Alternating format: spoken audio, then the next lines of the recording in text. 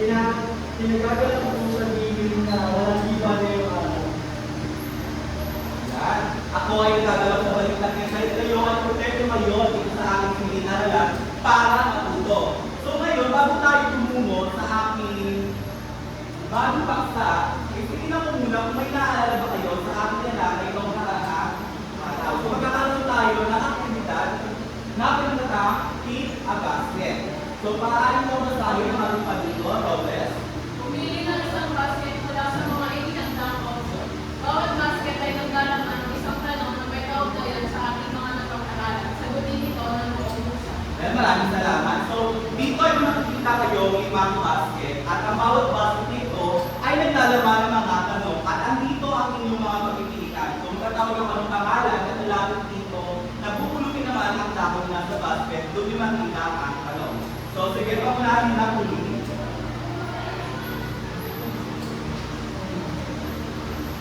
So, pakibasa na ang malakas na tanong. Ano ang tawag sa alagaan ng bagay na handang isubo upang makamit ang mas mahalagang bagay? Opportunity cost. Yan, nakalipid sa basket. Ayan, kung sa'yo sa doon tayo, opportunity ko. Medyo na start. So, pangalawa, yung Matinela.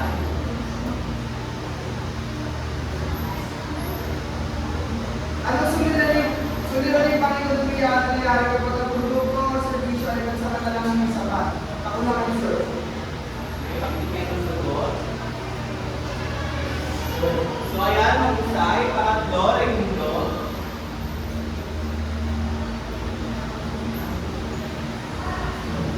Ang limitado sa supply ng dami sa mundo ay halimbawa ng anong suliranin Panginoon Kakapusan, sir.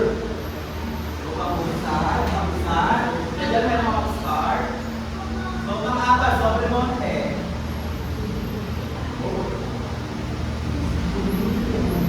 Ano ang tawag sa anumang panlipunan at tumatalaway kung paano pinagkakasya ng tao ang paggamit ng limitadong yaman upang matugunan ang walang katapusang pangangailangan? Economics. Pag-inigay mo sagot.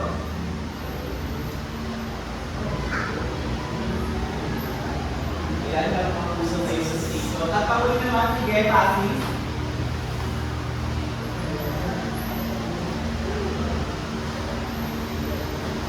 Ano ang tawag sa pagpili ng isang bagay sa pagpag-isa pa dahil sa limitasyon ng yaman at oras? So, mahusay. Ito. Meron kang puso sa iyo sa station. So, meron ulit akong link na katanungan sa inyo. Sa tingin ninyo, ano yung posibleng naiisip ninyo na parang solusyon para malabanan ang kabuluhan sa produkto? So, ano solusyon na naiisip nyo para malutas ang mga kabuluhan sa produkto? Sige, ano po?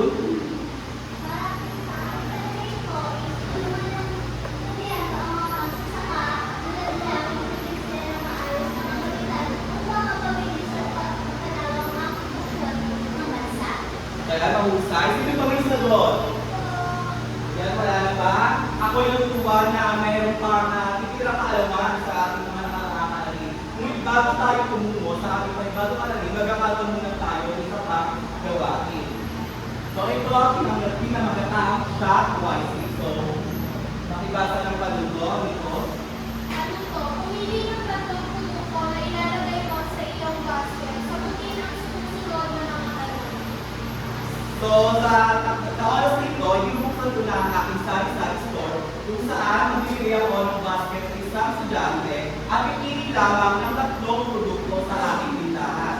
So, maganda dahil ibigay ko lang ng rado ang aking basket. So, sino kaya?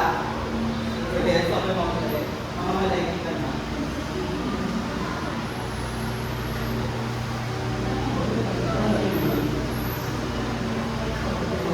Ang tatlong napili yung produkto na ilalagay ko sa aking basket ay isda, dami, at ang tubig. So, ang naman ko sa'yo, naging madali ba sa'yo yung pagpili sa tatlong produkto nito? Naging madali sa akin dahil itong tatlong napili ko ay pangunahing pangangailangan ng tao. So, pakibigay ang base ng susunod na ako. natuloy.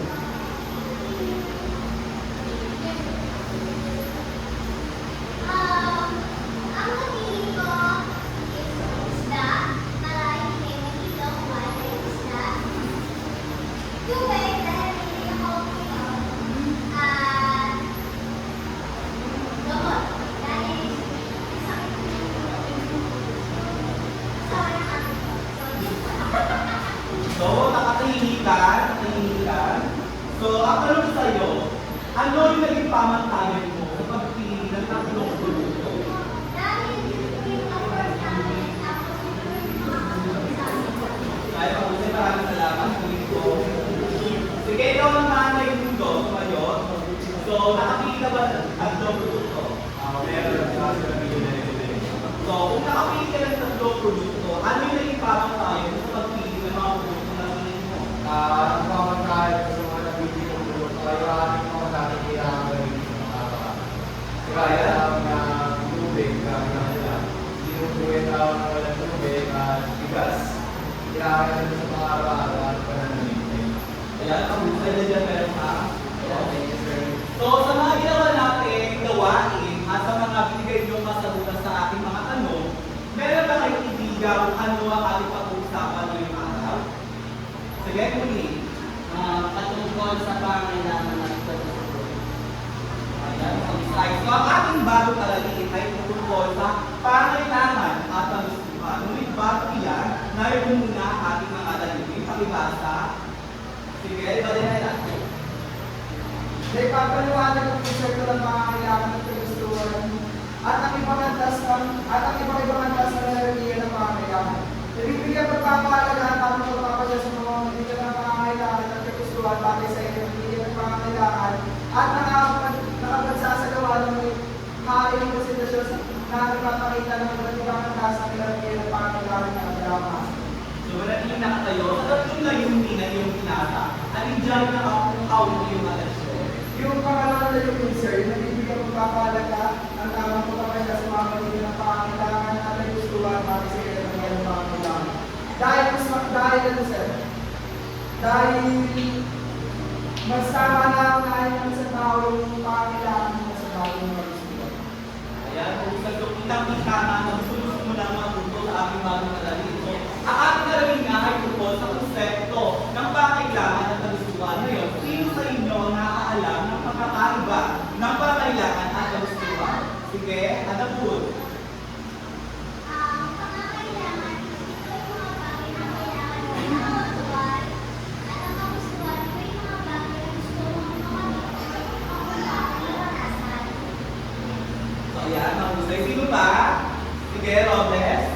So yung mga kailangan, ito nga yung mga bagay na kailangan mo pag mabuhay. Samantalang yung kagustuhan naman, ito yung gusto mo lang. Kumbaga, ito yung tinatawag na inuulakan. So, mahusay. So, sabi dito, so, ang pangailangan ay mga bagay na dapat mayroon isang individual. Ito ay mahalaga upang isa katulad mo ay mabuhay at magampanan ng mga pang-araw-araw na gawain. Kasi sabi dito, ang pangailangan, ito yung pangunahing kailangan ng isang tao para mabuhay. Tulad ng hangin, tubig, pagkain, tirahan, at kung marami pang iba. So, sa kagustuhan naman, ito ay tumutukoy sa mga bagay na kung mawawala ay hindi magiging dahilan upang mawala ng buhay ng tao. So, ito ay tumutukoy na sa tulad ng sinabi ni Jenny na ito yung mga luhod natin. Hindi lang sila ganoon kailangan yung nakakambal sila na kasiyahan sa isang tao. Tulad ng mga mamahaling gamit, tulad ng damit, mamahaling damit, mamahaling mga bag, mga sakyan at mga cellphone. Yun yung mga kagustuhan. So, naiintindihan yung ibahan ng pangailangan kagustuhan. Nice. Bago tayo tumungo sa aking sunod na agatin, magkakaroon muna tayo ng isang aktibidad. Ito ay nakakagising mo. So, pakibasa ng panunod sa remote. Ayusin mo ang mga sumusunod na pangangailangan, ayusin kung alin ang dapat namin at alin ang maaaring sunod. So sabi dito is magbibigay ako ng limang mga pangailangan na ayusin nyo lamang kung ano ba para sa inyo yung kailangan nyo ng punan at ano naman yung hindi nyo pa masyadong kailangan punan. So narito yung mga pangailangan, meron tayo edukasyon, pagkain ng tubig, seguridad at kaligtasan, paggamit ng paharap at pagmamahal at pagtanggap. Sino gusto? Sige, sabi mo, Una ko po ay pagkain at tubig. Pangalawa ay seguridad at kaligtasan. At ang pangatlo ay pagmamahal at pagtanggap. At ang pang-apat ay pagtanggap ng Panginoon ng Diyos. Ayun na din ang Diyos. So, paano mo inorganisa or inayos yung mga bagay namin? Or ano yung naging papatay kung sa pagkasaayos? Ako naging pamantayan is sinunan ko yung hierarchy of needs or yung hierarchy na pangangailangan ng mga pastor na magsisimula sa physiological needs na magtatapos sa esteem. So, pag-usay, talagang pumunta mo. Sige, anak po. Unang-una ko po ay pagkain ng tubig dahil mahilig po ako kumain. Pangalawa, seguridad at kaligtasan dahil nasa isip ko po, kapag walang seguridad po, makakalimutan siya. So, huwag lumamadal pala nakakatawa. Sige, pag-tuloy. Bago kasi naman siya. Dahil, hindi ko lang pinasiguridad dahil yung kapag dahil lang yung krimen sa isang lugar, tapos maaaring mapahamak ka. So, talagang isa-isa yung religion at mo. So, mas pinula ko yung seguridad ng talaga yung emotion.